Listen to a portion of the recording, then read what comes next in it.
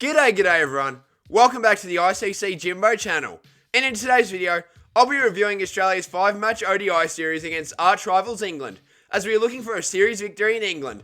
Up the Aussies! Game 1, Nottingham, Trent Bridge. After the series tie in the T20 series, both sides would want nothing more than a victory, and especially Australia, who would love to defeat their arch rivals in their own backyard. England won the toss and elected to bat first. England started strongly, as Ben Duckett 95 runs and Phil Salt 17 runs started strongly, before Salt departed to debutant Ben Dwarshuis, who not only took the first wicket of the game, but his first ever ODI wicket. Unfortunately after that, the Aussies struggled, as Duckett continued to strike the ball beautifully, and with the assistance of Will Jack 62 runs, the Poms were looking for a big score, before finally Adam Zampa 3 wickets broke the partnership, dismissing Will Jacks, before Marnus Labuschagne 3 wickets took out the big fish in Ben Duckett. 2 overs later, Harry Brook 39 runs was next on Marnus's hit list, and all of a sudden, the game turned. Spin continued to be the way for the Aussies, as Matt Short picked up Jamie Smith 23 runs. Once that wicket fell, everyone else from England started falling like flies, as Adam Zampa, Travis Head 2 wickets, and Marnus Labuschagne picked up the remaining 5 wickets for the Aussies to get ourselves in a winnable position. It wasn't the prettiest start from Australia, as Mitch Marsh departed on 10 runs, but after that no one else saw what was coming next, as Travis had 154 runs not out, and Steve Smith 32 runs, put a 76-run partnership where Travis Head was smacking everything that connects with the bat over the fence before Smudge had to go. Cam Green 33 runs was the next man to help out Head, as the two hit a 73-run partnership before Green was sent back to the sheds. The next man in was Marnus Labuschagne, 77 runs not out, who just like the ODI World Cup final last year, played the slower role and allowed Travis Head to go smacking. Travis Head could not be stopped, and England had absolutely no answers. In the end, Australia breezed past England's score of 315 in just 44 overs with 6 overs to spare. Travis Head also made history as he hit the highest ODI score by any Australian in England with his 154 runs not out, to give Australia a 1-0 series lead. The batting partnership between Travis Head and Marnus Labuschagne was giving Australia great memories, as the two were responsible for the run chase that got Australia its 6th ever World Cup trophy. Game 2. Leeds, Headingley. After that first win, Australia would want to continue their unbeaten ODI streak, which currently sits at 13. Australia's XI also looks a whole lot stronger, as Mitchell Starc, Glenn Maxwell and Josh Hazlewood all come back into the squad. England won the toss and elected to bowl first. Things started well for Australia, as Travis had 29 runs and Matt Short 29 runs, until Head unfortunately had to depart. A couple of overs later, Short joined him, and the Aussies were in some trouble.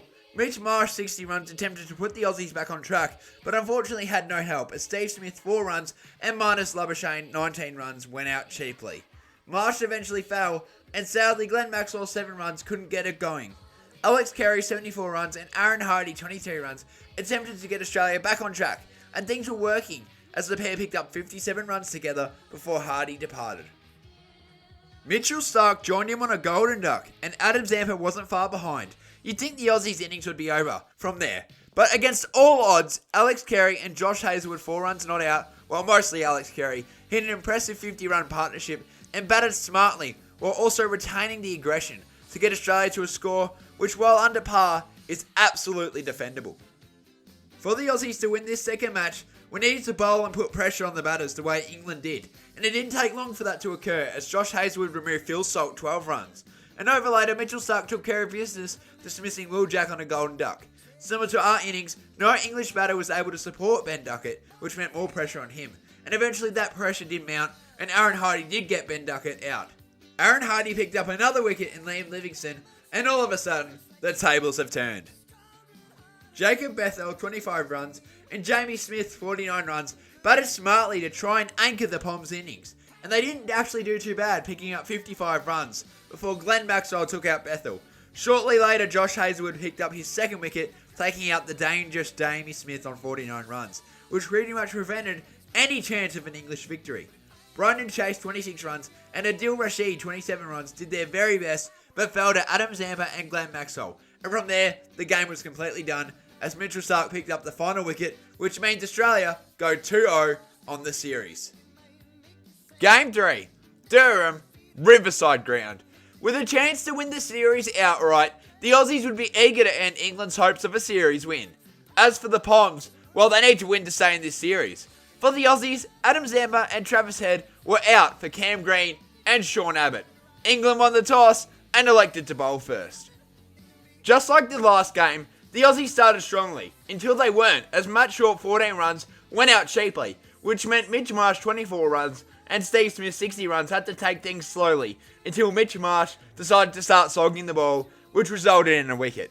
Cam Green 42 runs joined Smith at the crease in the middle, and the two batsmen put up a test-like partnership, which was 84 runs before Green unfortunately had to depart. A couple of balls later, Marnus Labuschagne joined Cameron Green in the sheds on a duck. Shortly after that, Steve Smith's anchor innings came to an end. Alex Carey, 77 runs not out, and Glenn Maxwell, 30 runs, had to start things from scratch, and things were going quite smoothly for both of them until Maxey had to depart. Aaron Hardy, 44 runs, was the man to help out Alex Carey as the two dominated with the bat, and for the second game in a row, Alex Carey passed 50 runs. He must love it in England. The partnership between Kez and Hardy was going strongly, until unfortunately, Hardy had to go. After a couple of boundaries from Alex Carey, Australia ended things above 300 runs, which earlier looked impossible. It was a quick start from Australia with the ball, as Mitchell Starc took out both openers on low scores, but from there Harry Brook 110 runs not out, and Will Jacks 84 runs smacked a 155 run partnership before Jacks was finally dismissed by Cameron Green, who also proceeded to take out Jamie Smith on 7 runs. Unfortunately, the rain had the final say, as play was delayed, and it was eventually declared that England won the game based on DLS. So in the end, the Poms got lucky with the rain on their side to get their first win of the series. It was quite disappointing that the rain played a factor in this one, but there's not much you can do. Also, not having Adam Zampa or Travis Head was always going to make things a lot more difficult. But it is what it is, and you can't win them all. Game 4. London, Lords. After dropping the last game, Australia would love to wrap this series up at Lords. As for England, they need to win to stay in this series. Due to the rain, this match would become a 39 over game. Australia won the toss and elected to bowl first. It was an extremely poor start from the Aussies, as Phil Salt 22 runs and Ben Duckett 63 runs were causing havoc before Salt finally departed. Not long after that, Mitch Marsh dismissed Will Jacks on 10 runs. But after that, the Aussies played completely un-Australian cricket and didn't look like they even want to be out there, as Harry Brook 87 runs destroyed all the Aussie bowlers, and with Ben Duckett also there, Australia were completely struggling. Eventually, Adam Zampa took out Ben Duckett, but then Liam Livingstone came in, and with Harry Brook, they were able to smack a 75 run partnership. Once again, Zampa took out Brook, and Glenn Maxwell took care of Jamie Smith, but it was far too late, as that had to be one of the poorest ODI bowling performances I've seen from Australia in a very long time. Needing to be aggressive from ball 1, Mitch Marsh 28 runs, and Travis Head 34 runs got Australia to a good start, before Head sadly had to go. From there, a complete collapse, as Steve Smith fell on 5 runs. Marsh would follow soon after. Josh Inglis was the next man to go on 8 runs, Marnus Labuschagne 3 balls later joined him on 4 runs, and from there it was all over as the Aussies fell on 126 runs. It was a shameful and un-Australian game of cricket. It was probably the worst game of cricket I've seen from Australia in a very long time, and I was extremely embarrassed that we showed up and didn't even try. Game 5. Bristol, Seat Unique Stadium. Well, after last game's disaster, Australia find themselves in a weird position, as we now need to win the series. Same goes for the Poms, so it's going to be a great game of cricket. Mitch Marsh was dropped, and Steve Smith was named the captain, which I think was a great decision. Australia won the toss and elected to bowl first. Once again, it was a really poor start from the Aussies, as Phil Salt 45 runs and Ben Duckett 107 runs were hitting the ball freely, before Aaron Hardy finally took the danger man Salt's wicket. And soon after that, Will Jacks was gone on a duck. Harry Brook 72 runs was the man to join Duckett, and like last game, the Brook-Duckett partnership was dominant, as they picked up 132 runs, before Adam Zampa got rid of Brook. Glenn Maxwell cleaned up Jamie Smith on 6 runs, and Zampa also took out Liam Livingstone. Ben Duckett finally fell to Travis Head, as he took 3 of the remaining 4 wickets.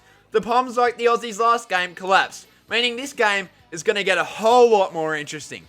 It was an extremely aggressive start from the Aussies, as Travis Head 31 runs and Matt Short 58 runs set Australia up nicely, before sadly Head had to go.